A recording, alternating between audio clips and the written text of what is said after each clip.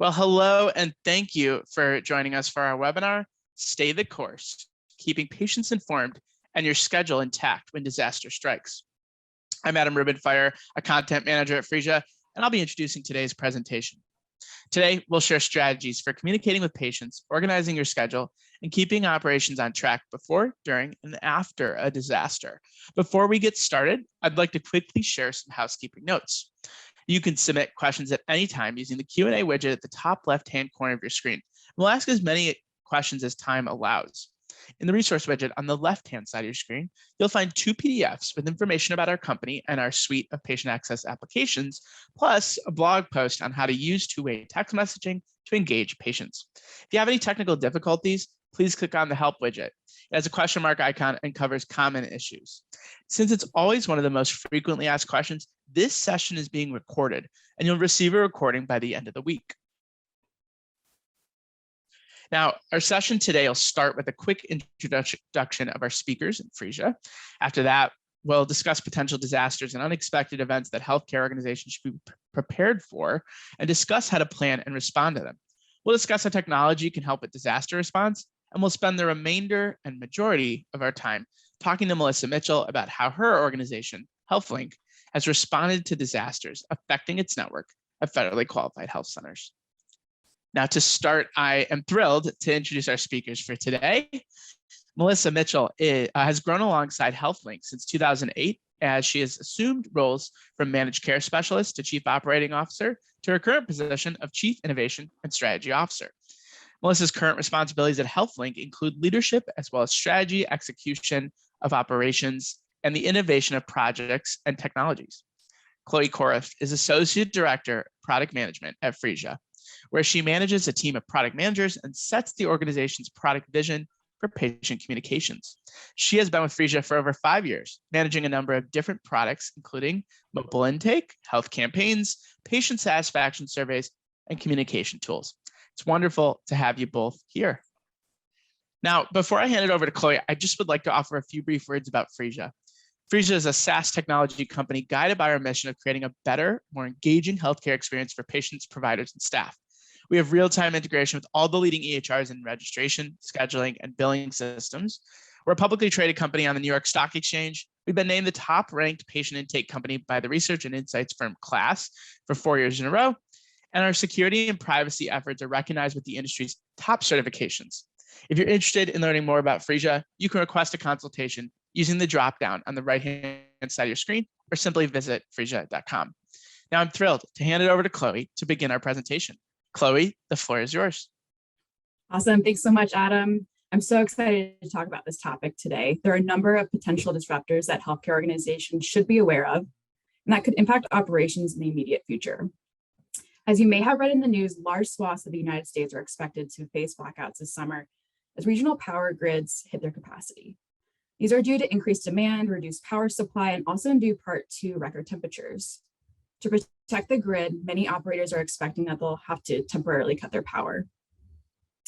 The map on the right shows the expected impact of the entire Western United States in orange at an elevated risk for outages, and much of the Midwest at red, with even higher elevated risk. Our drought conditions are also expected to increase the risk of wildfires. I'm very familiar with those here in Oregon, and with the risk shown there on the top left. This not could only lead to power outages, but also widespread evacuations of areas under threat. East Coast also isn't spared from this forecast, unfortunately. NOAA is expecting to have above normal Atlantic hurricane season with 14 to 21 named storms. This is in addition to the typical severe weather storms that we see in the summer and early fall that can lead to power outages as well as dangerous road conditions. We don't mean to scare anyone here with saying this, but as you can see, there are some risks to your operations, and we just want to make sure that you're ready to react. So we, of course, hope that disasters never occur, but unfortunately, life is unpredictable and it's important to have a plan. So where do you start? We should first start by identifying the potential disaster scenarios that could impact your area and get your team together to think about what you need to plan for. While there likely will be some overlap, different disasters may impact your practice differently and for varying lengths of time. So it's important to make sure that you're planning for a variety of these different scenarios. Think about how you would communicate for each scenario, how your organization might be impacted, and also what that means for your patients. An important part of your plan should be ensuring that you have access to your communication and scheduling tools, even if you don't have access to your office. So making sure you allow for multiple staff to have access in case someone is without power. As part of your plan, you should also go ahead and create some messaging templates for texts and emails so that you can quickly deploy those when you need to. Many of our clients create a standard template, and then whether it's regarding closures or disasters, and then they save those to our platform to add those specific details in for the situation at hand when they need to use it. Also, briefing your staff on procedures so everyone is aligned. Everyone needs to be on board so everyone can pitch in when the time comes, regardless of their position in your organization. And finally, be ready to deviate from your plan and be creative. You really can't plan for everything. So what do you do first when your worst case scenario becomes your reality and a disaster impacts your practice? It's really important to be methodical and do not panic. Start by assessing what aspects of your organization are impacted. So first, you might want to consider how your facility or facilities are impacted, whether they have power or are they accessible to patients and your staff.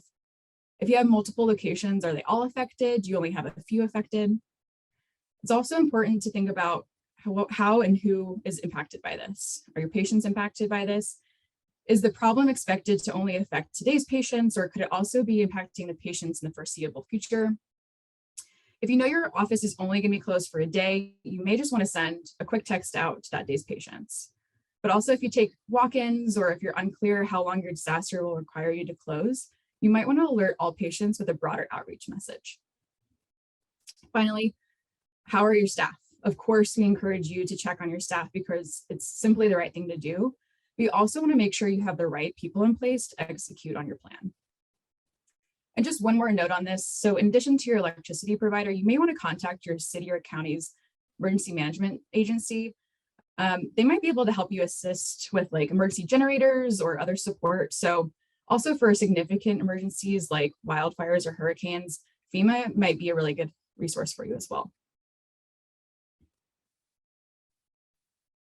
So once you've assessed the situation, the next step is you should be communicating that impact to your patients. To do that, you really need to start with the what. So as quickly as possible, we need to explain to patients what's going on and inform them of any actions they need to take, both immediately and in the long term. It's important to be really concise and really clear. We recommend texting patients initially to let them know of the immediate impacts, such as an office closure, and then following up later via broadcast email if there are longer term impacts and instructions that they need to follow. Also, if you would typically communicate with patients in multiple languages, we also recommend using those languages in your outreach. For text messages, you also want to make sure that you're following industry guidelines and best practices, which means keeping to 160 character limit for most of your messages. You'll also want to be sure that your message is clear so that all patients can understand the situation. If your office is closed, managing those expectations by letting patients know your response time to calls and texts could be delayed. If it's currently unclear when your office will reopen, it's perfectly okay to be transparent. I cannot stress this enough, is proofread, proofread, proofread. Don't forget to proofread your messages multiple times. We all want patients to trust us as professionals, and poor spelling or grammar can really lead to confusion and potentially distress with your patients. Lastly, don't worry if you don't know the whole story right now. So getting the most important information out there and following up as you know more. All right, so you've informed your patients, you've let them know what's going on. Now it's time to get your schedule back on track. So first, getting your office in order and figuring out when you'll be able to see patients again is critical. It may not be a good idea to prompt patients to reschedule if you're not quite sure when you're going to be back in the office. Check with your clinicians also to make sure they're able to take appointments because they might be impacted as well. And whenever possible, we recommend using self-scheduling to let patients reschedule themselves to alleviate any of the burden on staff. Phreesia can also use these links in their messaging. So you can put these links into your messaging templates and send them through a text and an email, allowing patients to reschedule at their own convenience. And if you're reaching out to patients to reschedule, you might want to prioritize urgent appointments. So technology like Phreesia can help you filter by appointment type and message those patients first. Again, being very transparent with your patients in your initial outreach. This is letting you know that your team is working on getting everyone back in the door. And it's also good to kind of set those expectations. So if you're prioritizing urgent appointments first, that might mean that you have to wait for a new appointment. And as things kind of start to calm down and you get back into the office, you want to start thinking about your follow-up. So in some cases, you may have clinicians or locations that are still unable to take patients. This is when we would see those email communications being really successful, kind of providing more space and more context for sharing that information. Within Phreesia, our Health Campaigns product allows clients to send a text message or an email specifically to patients who maybe were encouraged to reschedule but haven't done so yet. It's a great way to let your patients know that you're back and that you want to get them the care that they need. The follow-up also shouldn't just be about rescheduling. It's important to thank your patients for bearing with you during a difficult time and also asking for feedback on how you did. Our platform can also help you quickly deploy custom patient satisfaction surveys and easily review those responses and feedback with your team in real time. So we've talked a lot about different tools used to communicate and to reschedule in the event that your practice faces a disaster. I just want to take one more moment to kind of show you how some of these capabilities look in Phreesia. So as I mentioned, the ability to create a custom messaging template that you can create ahead of time and then store in the platform for easy communications in the event of an emergency, that is in the top left here. So you can create those templates in Phreesia and kind of save those until you really need them. On the top right, you can see how our two-way text messaging app works. So it's kind of allowing patients and staff to easily communicate back and forth about scheduling or operational questions. In this specific example, the practice is proactively reaching out to this kind of high priority patient to get their urgent appointment rescheduled as quickly as possible. So it's really good for those one-on-one interactions. And then finally, Phreesia allows patients to schedule their own appointments at their own convenience, or if your office prefers, using an online form to request a follow-up appointment from your office to schedule those appointments. Our scheduling hub allows staff to easily monitor the status of those upcoming appointments kind of at a glance. So that's just some of our best practices and some of kind of what the Phreesia products can do, but I'm really excited to have Melissa kind of share her take on how HealthLinc has kind of dealt with some of these situations. So welcome again, Melissa. So excited to have you on. I want to start with, can you just tell us a little bit about HealthLinc and some of the patients that you serve? Sure, absolutely. So HealthLinc is a federally qualified health center. We run across the northern part of Indiana. We span over 2 time zones. We have about 80 miles geographically from one end of our service area to the other. And we have 12 different standalone facilities inside of our organization. We serve about 44,000 patients in the last year, and we have around 500 staff members at this time. Incredible. Wow. Would you mind kind of just talking through, have you ever faced a disaster and kind of what did your practice do and how did you communicate? Sure. I think everybody's probably faced a disaster along the way, but we have, you know, it's Indiana, it's northern Indiana. So we have 2 seasons, blizzard and construction. And I guess in the construction season, it's also storms. And so the things that we face frequently are, you know, snow emergencies or power outages or tornadoes even we have to be aware of, or threats of severe storms. So we've encountered all of those. Mm-hmm. And I think the way that we've tried to communicate a lot has been with the patients via Phreesia in most cases, among other ways, phone calls, social media posts, and then with the staff, you know, we have to keep them all on the same page about what we're going to be doing as the disaster approaches, or when we have found out that something's taking place. Totally. So it's really important to be proactive, and it's kind of what I'm hearing. How would you recommend that practices, or I guess what do you all do to prepare and kind of plan for these scenarios? Well, you know, we put a lot of effort into planning for these scenarios because our mindset is not if, but when are we going to run into a disaster. And I think that the intention that we've always had is the better prepared we can be, the better it's going to turn out for everyone. So we've done things like mock disasters that we staged at our facility so that we would understand any of our missing pieces. We make sure that we always have our emergency management plan up to date and distributed and trained out to our staff. You know, one of the things you mentioned is, will the providers be available? And that's critical when it comes to patients. But one of the things we have to worry about is, will the person in charge be available? And so we need to make sure that every level of employee knows what the right thing to do is, so that if someone is impacted by a disaster that was one of our key players, everyone else still knows what to do next. Mm-hmm. Totally. That's really, really important. When you think about, messaging patients specifically, how do you think about kind of sharing that message in a way that gives them the right information, but maybe isn't kind of overload or kind of promising things that you maybe don't know yet? Yeah, sure. Well, one of the things that we really focus on is we use a two-part method when we're contacting patients. The text messages, we try to keep really concise, because if we're experiencing an emergency, there's a chance that our patients are as well, and we need to make sure they can focus on whatever we're trying to tell them. So we keep text messages short and to the point of what they need to do, and then we'll send out a more informative email with all the details that they might need to know, just so that they have all the information if they have time, but they're not impacted by trying to travel through the short text messages if we're not equipped to take them at that time. Mm-hmm. Okay. Yeah, that's great.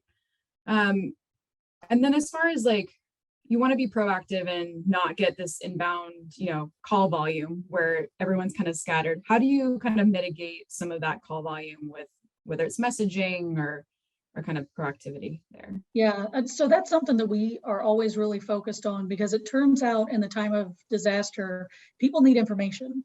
Right. And the worst possible scenario is that we've given them zero information and everyone's trying to call at the same time to find out what they need to do.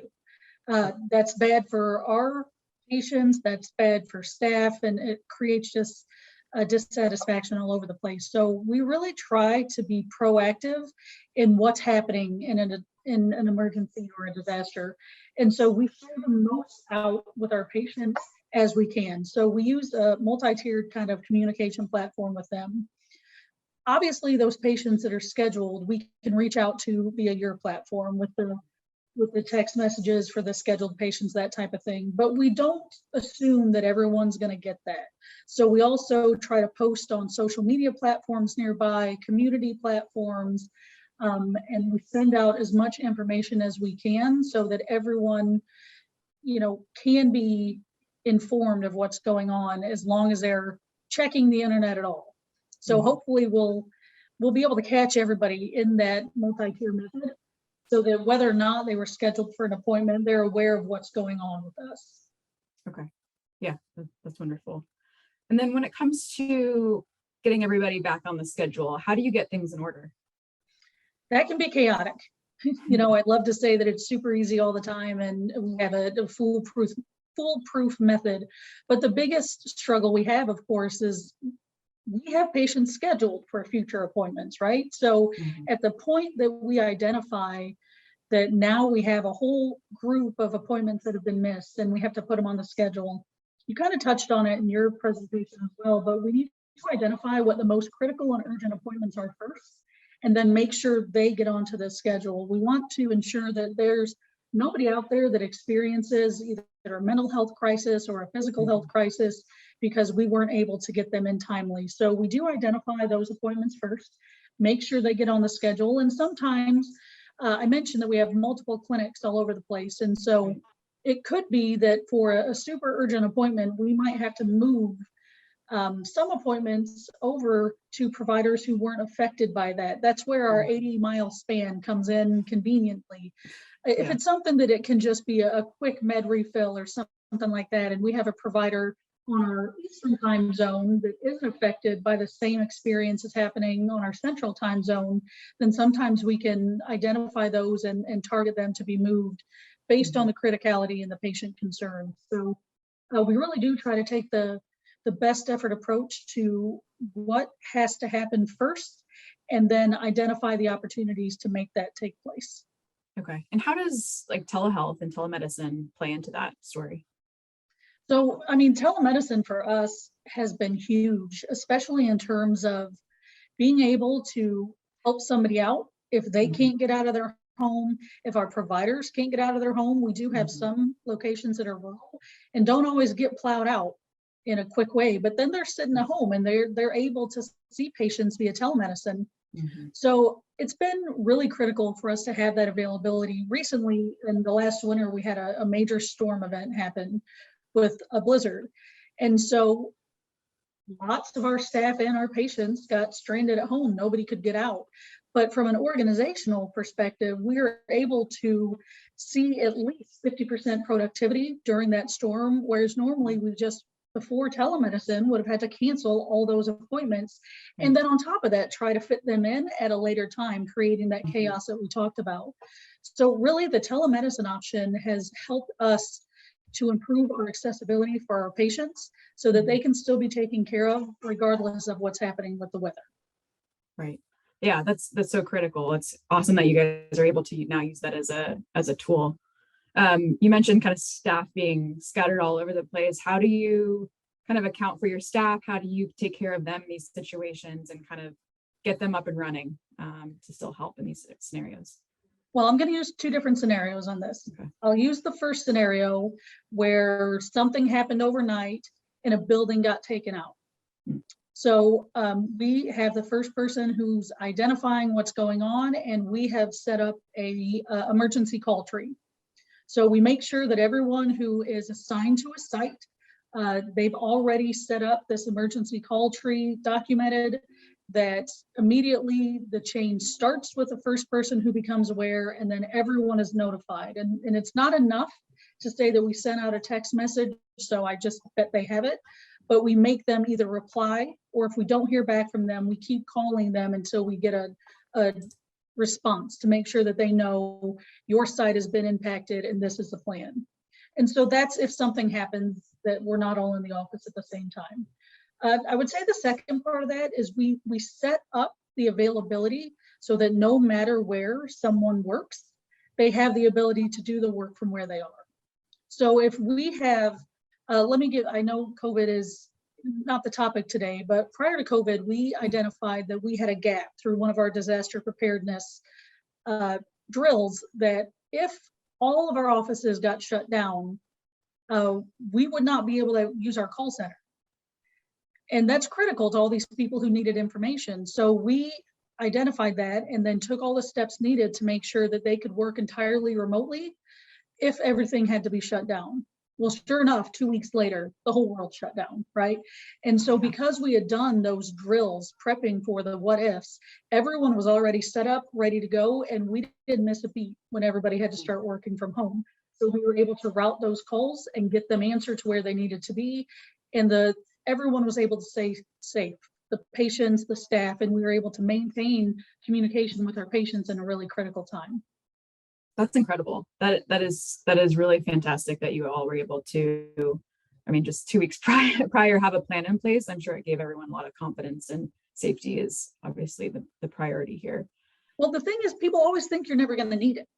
You know, right, you go into these drills and you're thinking, oh, this is dumb. I don't really need to know this. Our building's not going to burn down. You know, buildings burn down. We put out 2 fires this week, and we're in Indiana. We're not even dealing with the wildfire things that you guys are having to deal with. So, but it happens. And the goal for us is to be ready. Yeah, that's incredible. Kind of going back to messaging with patients too. So as you're thinking about, like, I know you had kind of these different tiered approaches, but how do you think about messaging, whether it's through a text message or an email or a portal or a phone call? How do you use those different mediums to share the information that you need to? So it's really important for us that we do our best to keep patients up to date with the situation as we know more about it. So first, I'm never going to send you the same information twice. If I'm sending you a new message, it's because you'll know that it has new or changed information. So I would really stick to making sure that we are not providing message fatigue to our patients, because that's something that we all deal with. If I get the same message from somebody over and over again, I'm immediately going to ignore anything they send next, which might be the most critical thing, right? So for us, we only send information out when it's new information that a patient needs to act upon or need to be aware of. And then we do try to mix up the media in how we send out the information based on the criticality of it. So, and this goes back to, if you think about the emergency call tree with our staff, and not assuming that everybody gets that message. So if we have somebody who we have to get a hold of them right away, obviously that's going to be a phone call, and we'll keep calling till we get them. If we have something that's affecting so many people that we cannot efficiently make all the phone calls for them to get those messages, and then that's going to be a text message, you know, don't come into the office, we have no power, we have no forecast of power, we will stay in touch as the situation develops. If it's something that's need or nice to know, that'll probably be more email driven, because there's no urgency to it. We want to make sure that the message that we send that are urgent remain that way, so that they don't think, oh, they're sending us a text message about nonsense again. They know if they get a text message from us, they need to do something. Does that make sense? Yeah, totally. Right, makes a ton of sense. So I think kind of like the final question that I would have for you, Melissa, is what advice would you give to other organizations that are trying to plan for these kind of unexpected events? Go through the entire thing. So I think what we learned when we did the mock disaster was there are areas that we thought were covered, maybe because somebody had done it 2 years ago or 3 years ago, but during that time frame, so many things might have changed. And if you don't have the right people in the room that know about those things, you won't be prepared when it goes wrong. So a theoretical mock drill, you get everybody who affects the patient into the room so that they can all have these conversations together. And then take action on it. Don't assume that, oh, these are great findings and I should do something about that someday, and oh, we should really consider this. Leave that day assuming that your disaster is going to hit that night, because there's so many critical things when it comes to patient care and patient information that if you don't have a plan for, they could go away forever. And you won't have another opportunity to get that information back.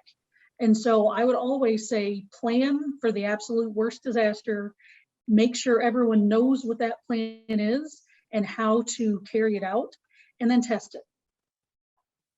Yeah, testing is so critical. I think that's something that a lot of us just like, okay, we have a plan, we're good, we're done. But testing it, yeah, I totally get that. So thank you so much, Melissa, for kind of talking with us through these different scenarios. I'm going to hand it back to Adam to wrap us up for today. Excellent. Excellent. Well, thank you so much, Chloe, Melissa, for such a wonderful presentation. I feel more prepared for a disaster now. So it's all the time we have for today. If we didn't get to your question in the chat, or if you have any questions about Phreesia, please don't hesitate to request a consultation using the form on the right-hand side of your screen. We'd love to be in touch. Thanks again, Chloe and Melissa, for sharing such great insights. And thanks to our audience for joining us. Don't forget, if you're interested in learning more about Phreesia, you can request a consultation, or you can visit phreesia.com. Have a great day, everyone.